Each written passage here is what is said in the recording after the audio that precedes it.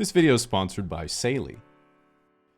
Although there are almost 350 million Americans, there are really only two political parties, and despite what the name would imply, neither one's very fun at all. This political division means you don't get any nuance in policy, and instead you either vote on which person you hate the least, or just pick one or two things you absolutely don't want someone to mess up, and then you compromise anyway. While most people are not too familiar with the political compass, they have heard the term left and right. You might have seen a spectrum like this in civics class, and they taught you some vague theory about reactionaries versus radicals, or social reform versus conservatism, but this is pretty meaningless to most people. In reality, when someone asks if you're on the left or right in America, what they want to know is how many digits of the pride flag you've memorized.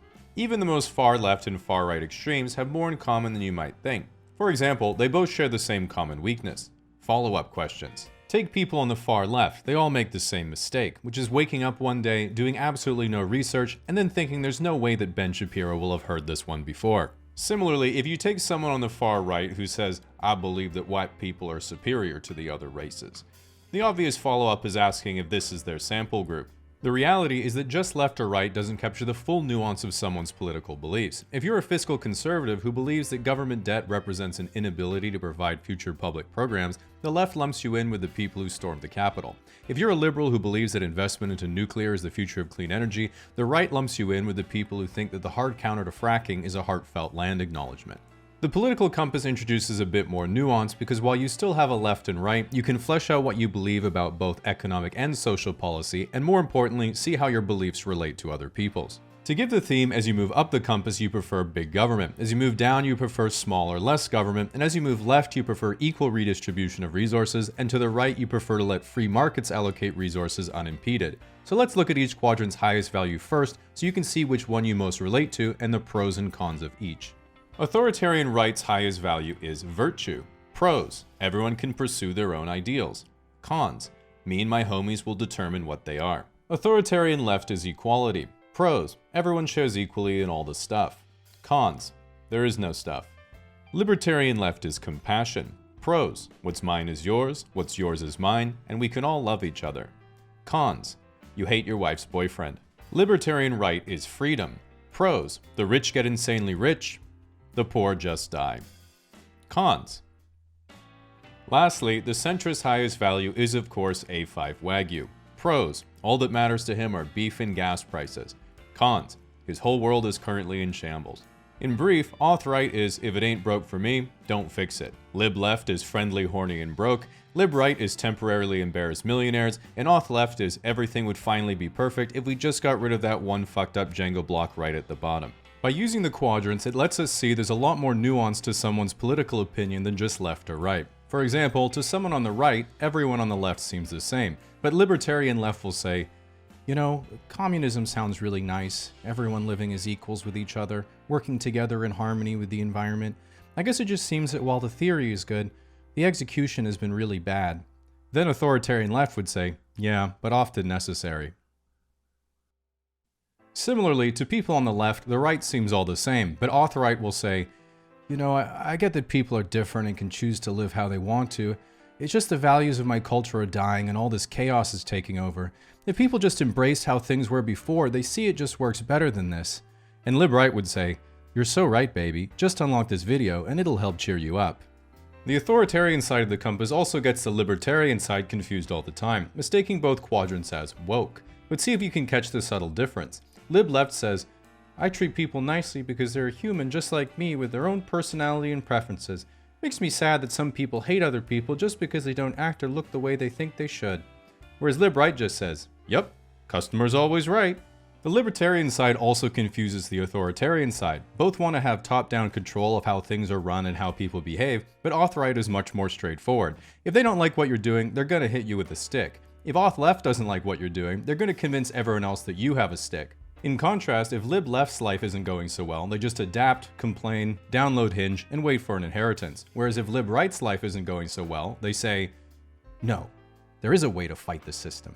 Which is of course the nasal strip, buying an online marketing course, and becoming a men's motivational speaker.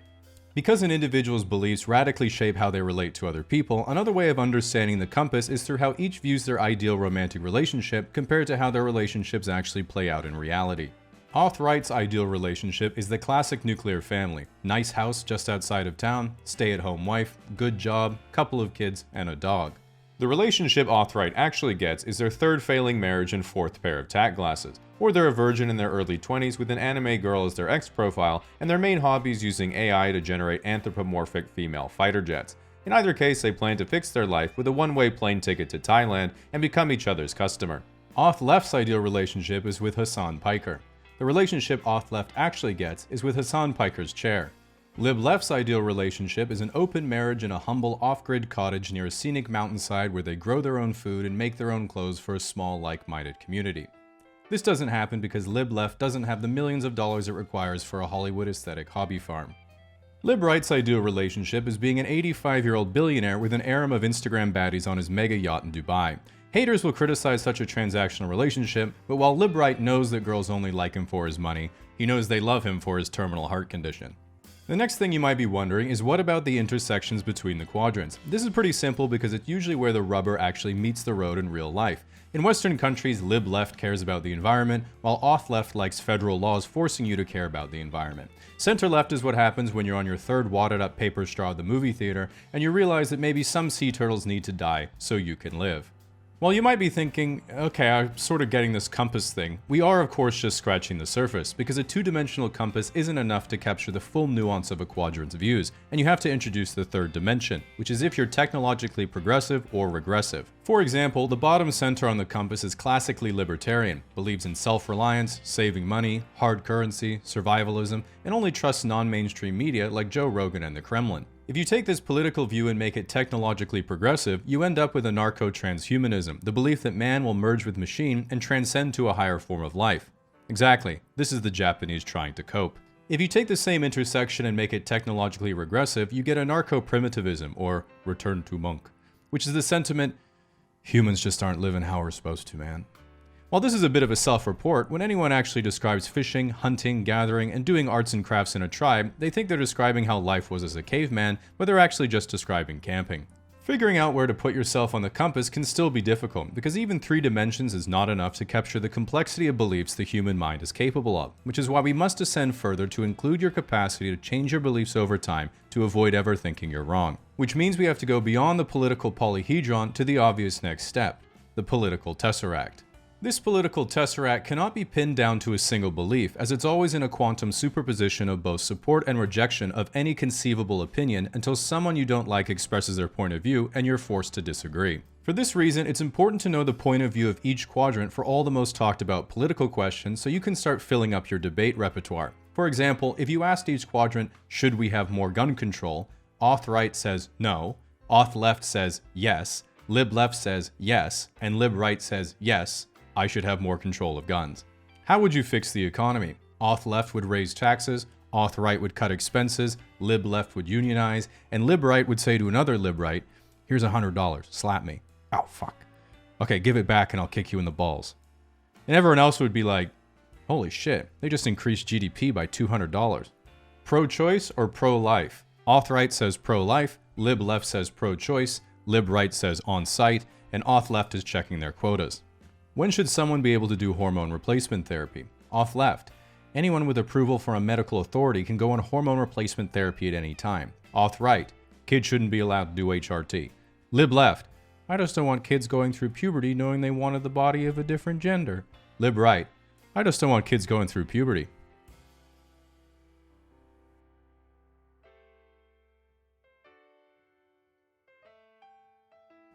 What do you think about free speech? Lib-right says no one should be punished for voicing their opinion. Lib-left's community note points out how other people treat you for your opinion is part of their freedom of speech. Auth-right revokes your blue checkmark for violating their terms of service, and Auth-left has taken down your post for spreading harmful misinformation. The centrist then walks into the room and says, You better take your medication, Elon. You're arguing with yourself again. You might look at the political compass and think, man, it's crazy that people believe in so many stupid ideologies when there's really only one that's actually correct. Which is why before you wage war in the comment section, you need to know the ultimate trap card of each quadrant to make sure you don't fall into an unwinnable argument and instead probe their weakness to appear more correct. Lib-left's trap card is the moral high ground. Their weakness is, how's your relationship with your parents? Authleft's trap card is pretending to be LibLeft. Their weakness is trigger words, like America is a decent country, or Mazel Tov. LibRight's trap card is the success of free market capitalism. Their weakness is how much tax have you paid in capital gains. Authorite's trap card is their collection of cherry-picked crime statistics. Their weakness is undermining their credibility with questions like dinosaurs. Were they real or just the shape of nuggets? This scares Authorite because they know what you're going to ask the shape of next.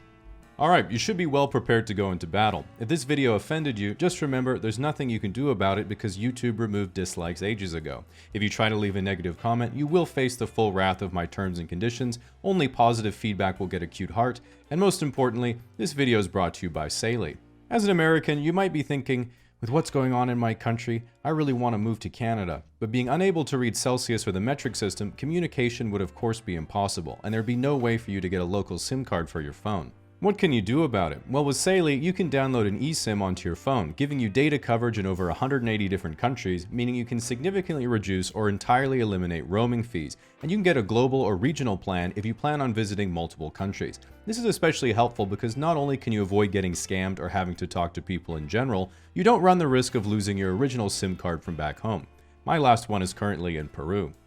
My friend Jimmy is going on a work trip next week, and the only reason I didn't recommend Saley to him is because he's going to Spain, so he's going to get his phone stolen anyway. If you'd like to give Saley a try, you can scan the QR code on your phone, download the Saley app, and use the code CASUALLY at checkout for a 15% discount.